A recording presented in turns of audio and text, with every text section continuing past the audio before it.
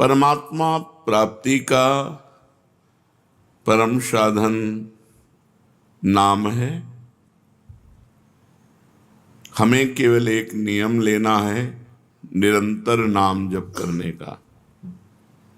मन की वृत्तियां ऐसी बन जाएं कि नाम जप के बिना हमें एक क्षण भी चैन न पड़े। तद्स्मरणेन परम व्याकुलते, हर समय हर क्षण नाम जप। नाम भजन के कितने प्रकार हैं? नाम भजन के 3 प्रकार हैं। नाम जप, नाम कीर्तन, नाम स्मरण। 3 प्रकार से नाम का रसास्वादन किया जाता है, जप के द्वारा, स्मरण के द्वारा और कीर्तन के द्वारा। ये जप क्या है? प्रभु के जिस नाम में रुचि हो या जो नाम गुरुदेव ने दिया हो, उसी नाम की बार बार आवृत्ति करना, बार बार जपना, इसी को जप कहते हैं। तो जप कितने प्रकार का होता है? ये जप 3 प्रकार का होता है। साधारण जप, उपांशु जप और मानसिक जप। ये 10 गुना पूर्व से होता है। विधि विधान से यज्ञ याज्ञ जो किए जाते हैं, उनसे 10 गुना फल साधारण जप में है। साधारण जप से 1000 गुना फल उपांश में है और उपांश से 1,00,000 गुना फल मानसिक में है। मनुस्मृति में ऐसा वर्णन है। साधारण जप क्या है? जिसमें स्वर तो सुनाई दे पर वो कीर्तन नहीं है। जैसे राधा राधा राधा राधा राधा राधा राधा राधा राधा राधा, ये कीर्तन नहीं है, ये साधारण जप है। इसे साधारण जप कहते हैं, जिसमें शब्द बाहर सुनाई दे। उपांशु जप क्या है? जिसमें जीभ और ओठ तो हिले पर शब्द बाहर न सुनाई दे। ये साधारण जप से 1000 गुना फल देने वाला है। ओठ बंद है, अंदर जीभ हिल रही, नाम या मंत्र चल रहा है। मंत्र उपांश से शुरू होता है। मंत्र 2 ही प्रकार जपा जाता है, उपांश और मानसिक। नाम 3 प्रकार से जप होता है। साधारण जिसे वाचिक कहते हैं, फिर उपांश और मानसिक। साधारण जप से उपांश 1000 गुना श्रेष्ठ है। वो जिह्वा चलती है, ओठ बंद रहते हैं, शब्द बाहर नहीं सुनाई देता। मानसिक जप, जिसमें जीभ भी न हिले और न ओठ हिले, केवल मन से मंत्र का जप करना। जैसे ऐसे शांत बैठे, कोई हरकत बाहर नहीं दिखाई दे रही और अंदर मंत्र चल रहा है, नाम जप चल रहा है। इसे मानस जप कहते हैं। सुना है श्वास के द्वारा नाम जप करने से जल्दी लाभ प्राप्त होता है। हाँ, श्वासा श्वासा नाम जपे दुविधा रहा न कोई। कोई भी श्वास खाली न जाए, उसमें नाम जप करे तो दुविधा अर्थात भगवत प्राप्ति में कोई संशय नहीं। प्रत्येक श्वास की गति की ओर लक्ष्य रखो। हर श्वास के आने जाने में श्वास के साथ नाम उच्चारण करो। अगर ऐसा नहीं बनता तो उपांशु के साथ श्वास जोड़ो, जिह्वा हिलाओ, नाम या मंत्र जप करो ओठ बंद करके और श्वास के साथ। आरंभ में माला, काउंटर, जो आपको सुविधा पड़े वो ले लो और श्वास श्वास कई कई नाम, कई कई मंत्र ऊपर खींचने पर, छोड़ने पर श्वास प्रश्वास में जप करें।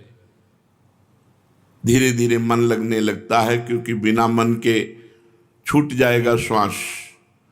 श्वास की गणना छूट जाएगी। हर श्वास में नाम जप करना है। स्मरण क्या है? स्मरण युक्त जप किसे कहते हैं? स्मरण केवल मन की वृत्ति से होता है।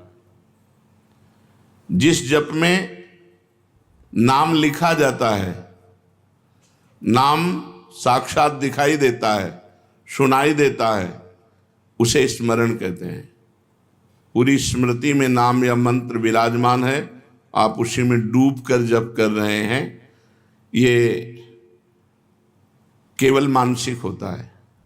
ये न वाचिक होता है न उपांश होता है, ये होता ही मानसिक है। इसीलिए प्रायः इस पर ज़्यादा देर साधक टिक नहीं पाते। नाम मंत्र चल रहा है, बार बार उसी की आवृत्ति लिख रहे हैं, बार बार उसी को सुन रहे हैं, लेकिन जिह्वा नहीं चल रही, कोई चेष्टा नहीं हो रही, अंदर ही हो रहा है। इसे जप स्मरण युक्त कहते हैं, स्मरण जप कहते हैं। ये मानस मूर्ति पूजा की भांति नामोक्षरों की भावना मन में कर सकते हैं।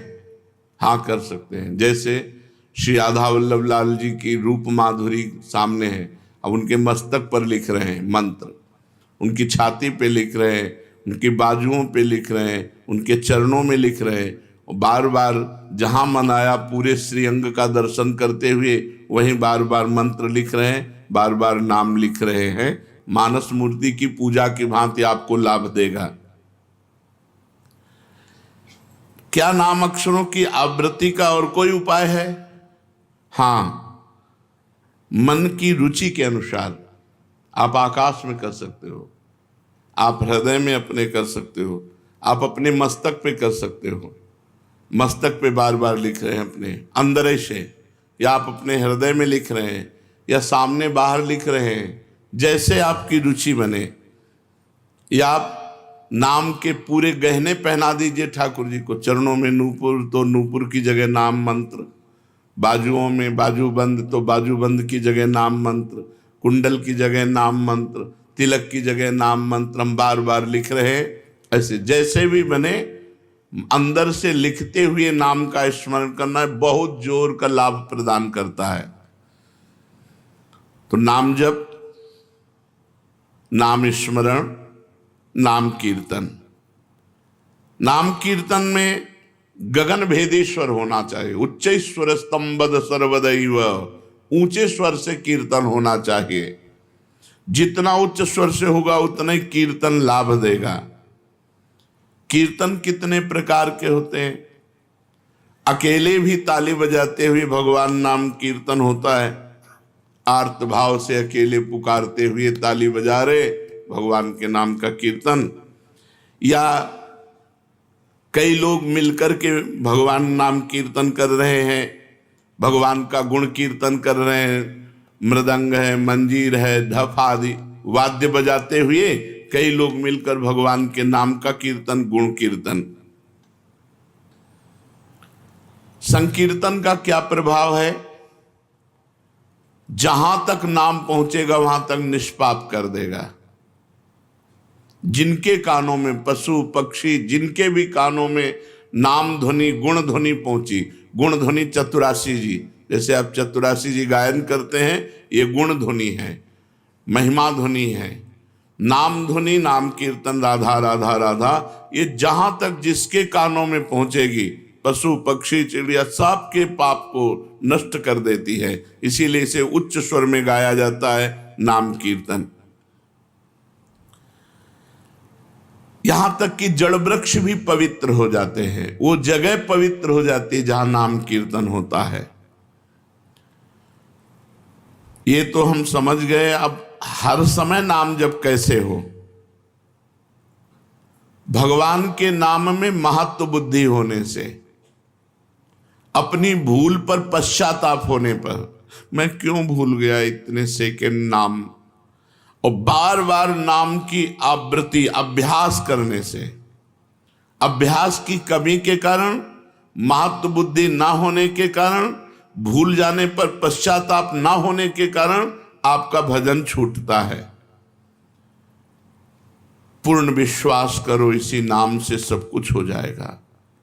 नाम में रुचि हो जाए, नाम में प्रेम हो जाए, यही हमारी साधना की पूर्णता है।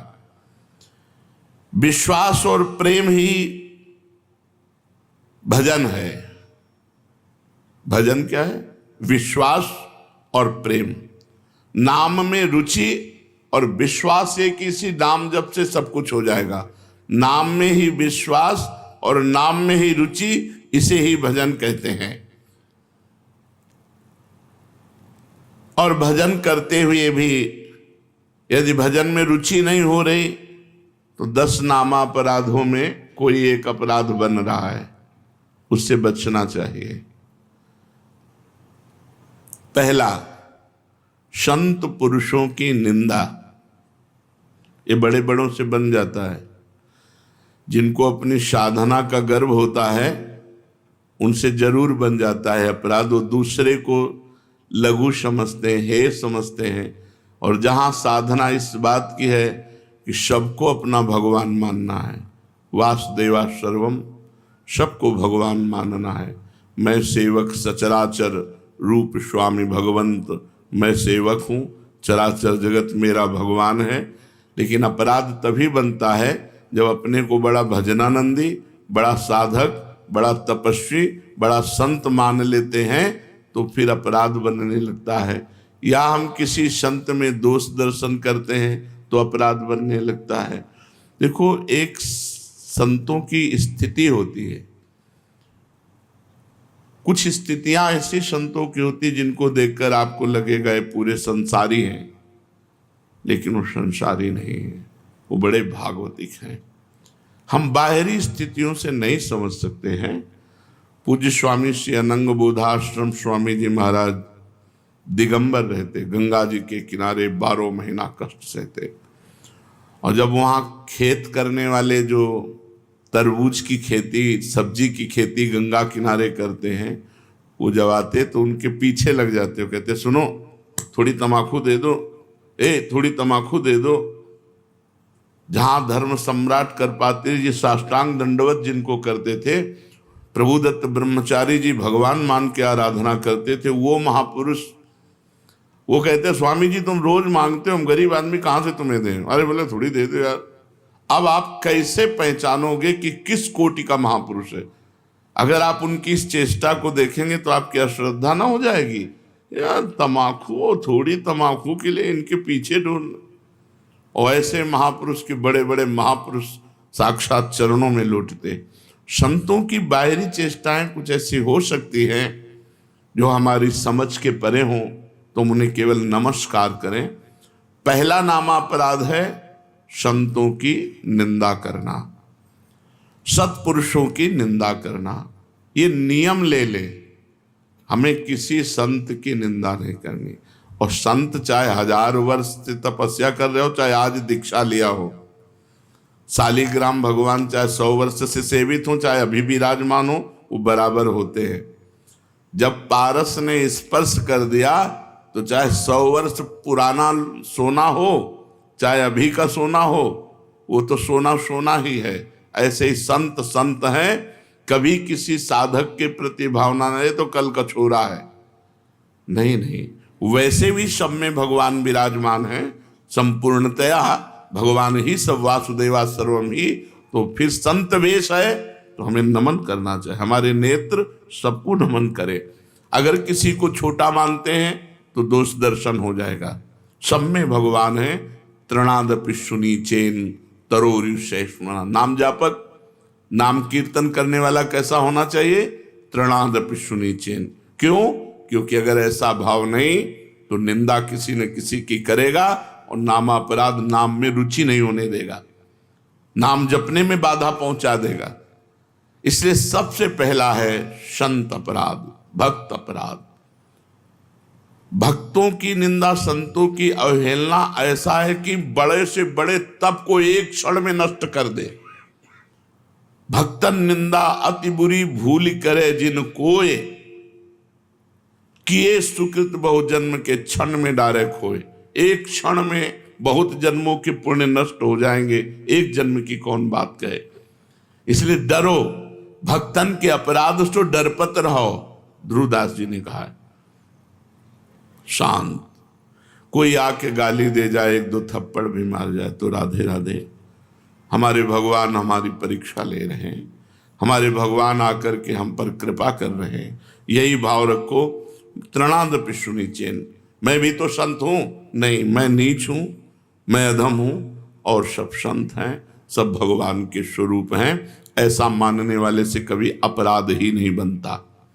अपराध बनता है जब गुणाभिमान होता है, अपने में गुणाभिमान होता है, तब दूसरों में दोष दर्शन होता है। इसलिए यदि नाम में निरंतर प्रगति, उन्नति, रुचि निरंतर जपने की प्राप्त करनी है तो ये 10 नामापराध से बच जाए। पहला नामापराध संत पुरुषों की निंदा, इससे ये बहुत खतरनाक है। विश्व में हर अपराध क्षमा करने के उपाय हैं, लेकिन वैष्णव द्रोह, संत निंदा, भक्त निंदा का उपाय नहीं। होत वज्र की लीक, इसे वही भक्त क्षमा कर दे तो बात अलग है जिससे आप अपराध किए हो, अन्यथा भगवान भी क्षमा नहीं करते। जब दुर्वासा जी भगवान के पास गए तो श्री भगवान ने कहा, अहम भक्त पराधीनो असुतंत्र इव द्विज, मैं परतंत्र हूं, ये सुदर्शन मेरे कहने से नहीं रुकेगा। अगर इसके ताप से मुक्त होना चाहते हो तो अम्बरीश जी के चरण पकड़ो जाकर के। ऐसा ही करना पड़ा दुर्वासा जी को। इसलिए काहे को व्यर्थ में विपत्ति मोल में ले, काहे को पाप की गठरी सिर पर चढ़ावे, किसी की निंदा ना करे, हमको क्या लेना। भगवान जिसको जैसा चला रहे वैसा चल रहा है। तेरे भावे जो करे, भलो बुरो संसार, नारायण तू बैठ के अपनो भवन बुहार। तू अपने अंदर देख, जिन दोषों को देखो, भगवान से प्रार्थना करके उनकी निवृत्ति करो, दूसरों के दोष दर्शन मत करो। दूसरा, नामों में भेदभाव, ये नाम जप नहीं, सब नाम समान फलदायक हैं। तुम्हें जो गुरु जी ने दिया है, तुम्हारे लिए सर्वश्रेष्ठ वो है। ध्यान रखो, सब नाम समान फलदायक है, समान सामर्थ्य है, लेकिन हमें जो गुरु जी ने दिया है वो हमारे लिए सर्वोपरि। जैसे हमारे लिए राधा नाम सर्वोपरि, तो सब नाम हम जब बोलते हैं तो ये बोलते हैं, राम कृष्ण हरि शिव जो तुम्हें प्रिय लगे जपो। हमारी पूछो तो हम वृंदावनवासी, राधा उपासी, राधा राधा राधा। हमारे लिए सर्वोपरि नाम राधा है। जो राम जपते हैं उनके लिए सर्वोपरि नाम राम है। जो शिव जपते हैं उनके लिए सर्वोपरि शिव है। जो कृष्ण जपते हैं उनके लिए कृष्ण है। हर नाम समान सामर्थ्य वाला, समान फलदायी। इसीलिए एक नाम जप करके अन्य नाम जाप की अवहेलना मत कीजिए, अन्य नाम को छोटा मत मानिए, अन्य नाम का उपहास मत कीजिए। अरे तुम ये जपते हो, इससे क्या होगा? नहीं, ये नामापराध कर रहे हो, तुम्हारे नाम जप में बाधा पड़ जाएगी, अरुचि हो जाएगी। तीसरा, नामदाता गुरु का अपमान। अगर गुरु मंत्र लिए हैं, गुरु नाम लिए हैं, गुरुमुख हुए हैं, आप उन गुरु की अवज्ञा कर देते हैं, अपमान कर देते हैं, अवहेलना कर देते हैं, तो चाहे खोपड़ी के बल खड़े होकर के नाम जप करो, कभी सिद्ध नहीं होगा, कभी भगवदानंद की स्फूर्ति नहीं होगी, क्योंकि नामदाता का अपराध बन गया। अगर इतने भी सद्गुण आ जाए, कभी इतने भी भागवतिकता आ जाए, कोई दिव्यता आ जाए, झूठ बोले बात अलग है, कभी दिव्यता नहीं आ सकती। ये भगवान की बनाई हुई मर्यादा है। जो गुरु अवज्ञा करे, गुरु का अपमान करे, उसे कभी भी भगवत प्राप्ति नहीं हो सकती, कभी भगवान के नाम में रुचि नहीं हो सकती, कभी भगवदानंद की अनुभूति नहीं हो सकती। तीसरा है गुरु का अपमान। चौथा, शास्त्रों की निंदा करना। शास्त्र भगवत स्वरूप है। शास्त्र के स्वाध्याय से ही ज्ञान या नाम में प्रीति होती है, भगवान की तरफ चलना होता है। भगवान का अक्षर ब्रह्म स्वरूप समस्त शास्त्र हैं, एक एक अक्षर में भगवान विराजमान है। इसलिए किसी भी शास्त्र की निंदा ना करो, सब शास्त्र भगवत स्वरूप है। शास्त्रों की निंदा अगर करोगे तो नाम भगवान तुम्हारी जिह्वा पे नहीं टिकेंगे, नाम में बाधा पड़ जाएगी। पांचवा, नाम में अर्थवाद। अरे इतनी महिमा नाम की, केवल गाते हैं, केवल प्रशंसा के लिए, ऐसी नहीं महिमा है नहीं। इससे बहुत पतन हो जाएगा, नाम अपराध बन जाएगा। नाम की जितनी महिमा गाई जाए वो सब थोड़ी है, ज्यादा नहीं है। कहूं कहां लगी नाम बड़ाई, राम न सकहीं नाम गुण गाई। स्वयं भगवान राम अपने राम नाम की महिमा का पूर्ण रूप से गान करना चाहे तो वो भी नहीं कर सकते।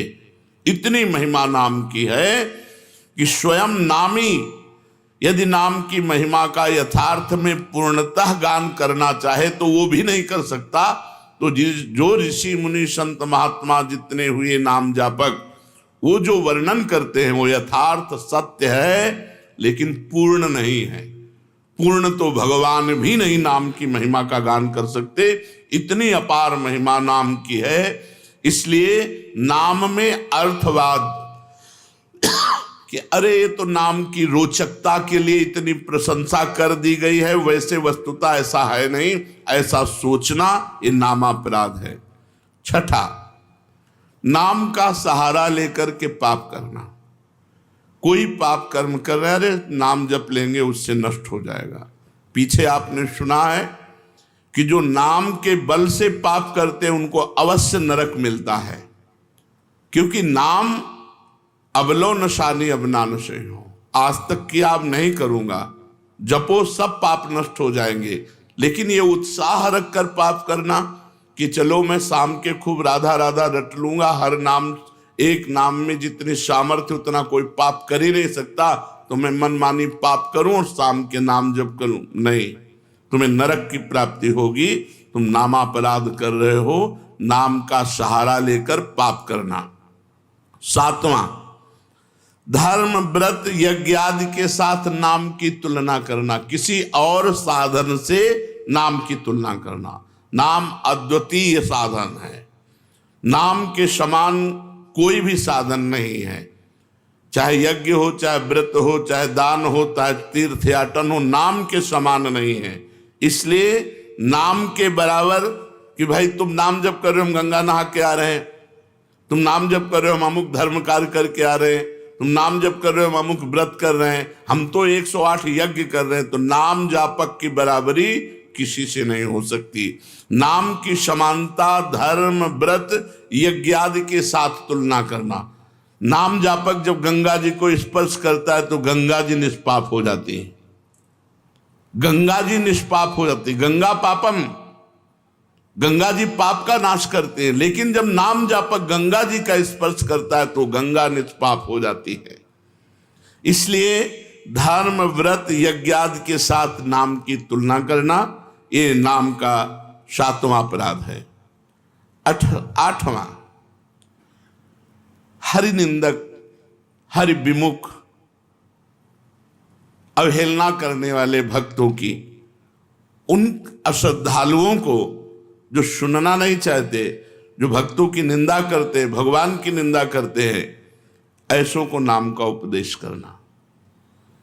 अब यहां विचारणीय विषय है, जो सुनना नहीं चाहते हैं, अभी आपने सुना कि जब नाम कीर्तन किया जाता है तो यदि उनके कान में नाम पड़े उनका भी मंगल हो जाएगा। उनको उपदेश नहीं करना, लेकिन नाम सुनाना है। दूर से भगवान नाम की जय घोष करनी है, घोर पापी के भी कान में जाएगा तो उसका मंगल करेगा। नाम कीर्तन की महिमा में सुना। तो यहां ये बात नहीं है, यहां बात कही जाती है उसको शिष्य बनाना, उसको उपदेश करना। जो अश्रद्धालु है, सुनना नहीं चाहता, हरि निंदक है, भक्त निंदक है, ये नामापराध है, ऐसे को शिष्य नहीं बनाना चाहिए। लेकिन नाम कीर्तन सुनने का सब कोई अधिकारी है। जैसे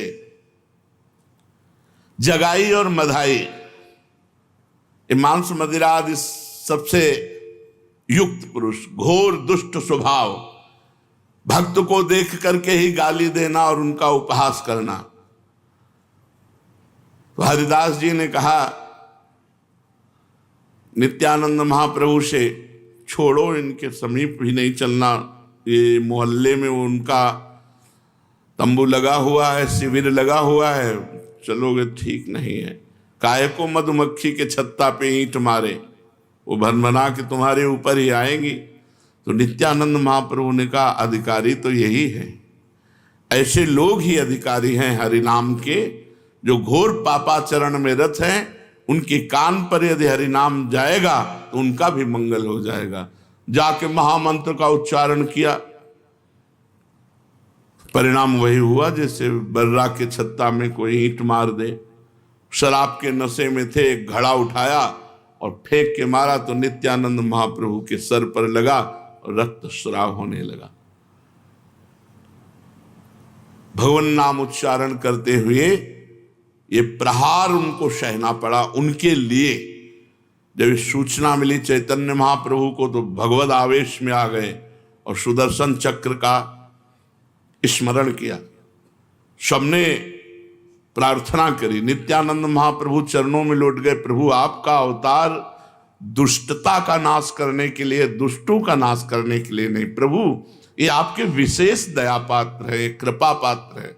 आखिरकार उन दोनों भाइयों को महाभागवत बना दिया, जगाई मधाई को महाभागवत बना दिया। उनके नाम के घाट बने हुए हैं।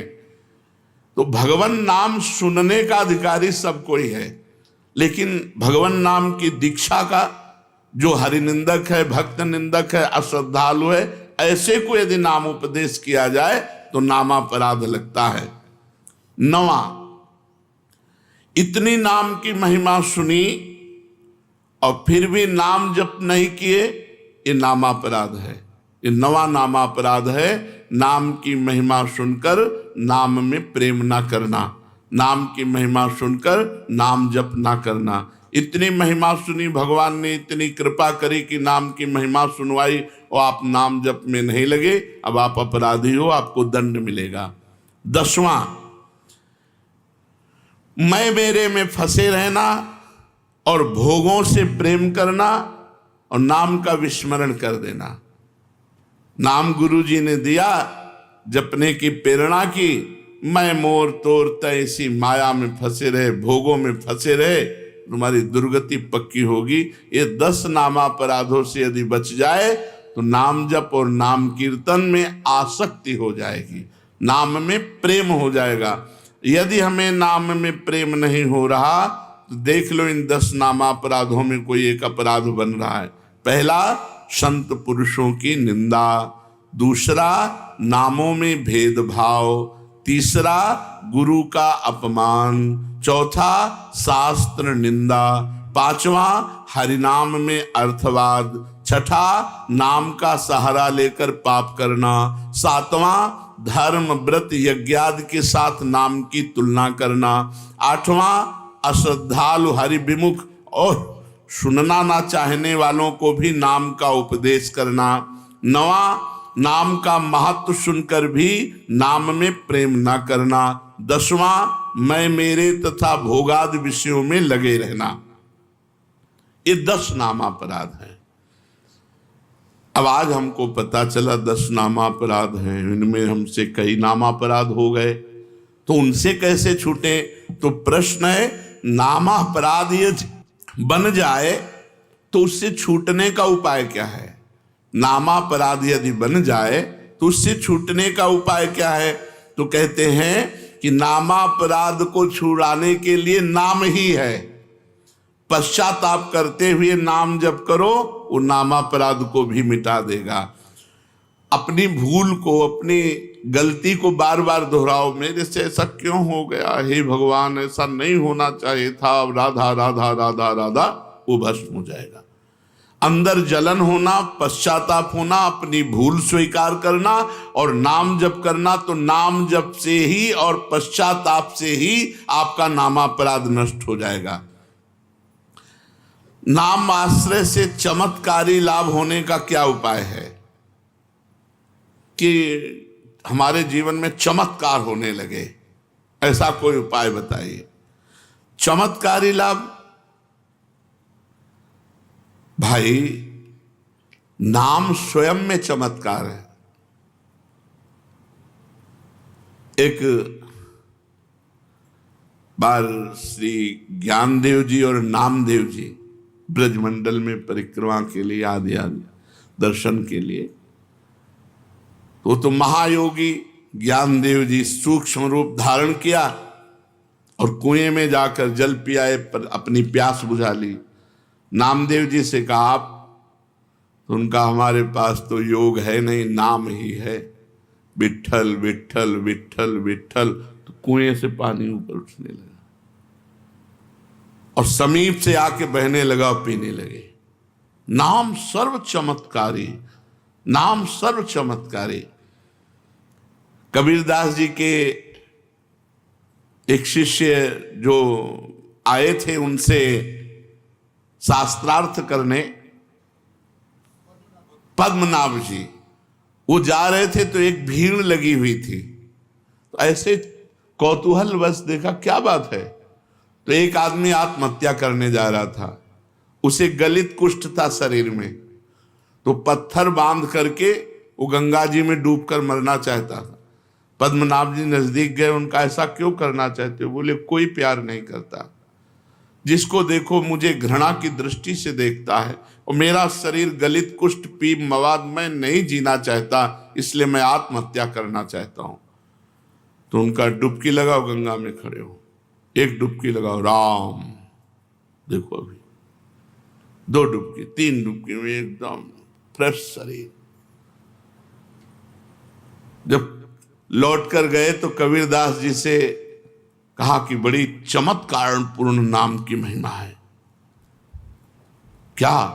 बोले गलित कुष्ठ ने जब हमने प्रेरणा की तो राम बोलकर जो डुबकी लगाई उसका गलित कुष्ठ, तो उनका राम पूरा नाम नामाभास से ठीक हो सकता था। कबीरदास जी ने कहा नामाभास से ठीक हो सकता था। भाई जी महाराज ऑफिस में बैठे थे राधा बाबा के साथ, सूचना है कि कोई आदमी आया है, आपसे जरूर मिलना चाहता है, वो बहुत पीड़ित है। तो कंबल ओढ़े हुए थे। भाई जी, क्या बात है भाई? तो उनका मैं आत्महत्या करने जा रहा हूं। क्यों? तो कंबल हटाया, देखा पूरा शरीर गलित कुष्ठ से। तो उनका गलित कुष्ठ। भाई जी ने कहा अच्छा नहीं, आत्महत्या करना तो ठीक नहीं है। भगवान नाम लेकर जे ही आलिंगन खत्म।